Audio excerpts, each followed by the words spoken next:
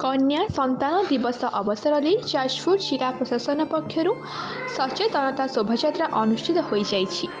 जिला संस्कृति भवन परिसर शोभायात्रा बाहरी सहर परिक्रमा करथिला। जिला शिशु सुरक्षा यूनिट पक्षर आयोजित एही सचेतनता यात्रा को जाजपुर पौरपालिकार पौराध्यक्षा रंजनता होता मुख्य अतिथि भावे जोगदे पताका हलाई उद्घाटन करथिले। अन्यमानंक मध्यरे अतिरिक्त जिलापाल नवकृष्ण जेना,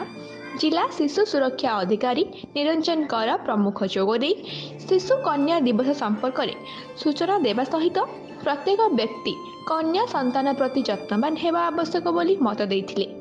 जिला प्रशासन और आमर जिला शिशु सुरक्षा यूनिट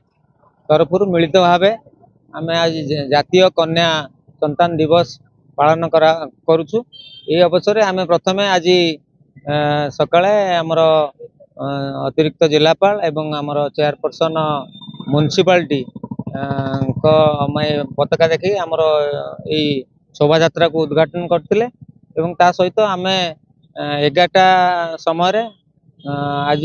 गोटे सचेतनता कार्यक्रम जिलापाल सम्मेलन कक्ष आयोजन करुचु एवं किभली भावे पिला माने जो झील पिला माननकु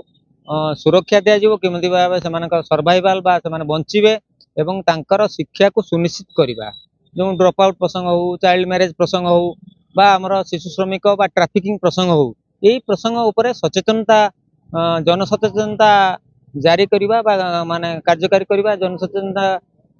उपरे गुरुत्व देवा ये कार्यक्रम उद्देश्य एवं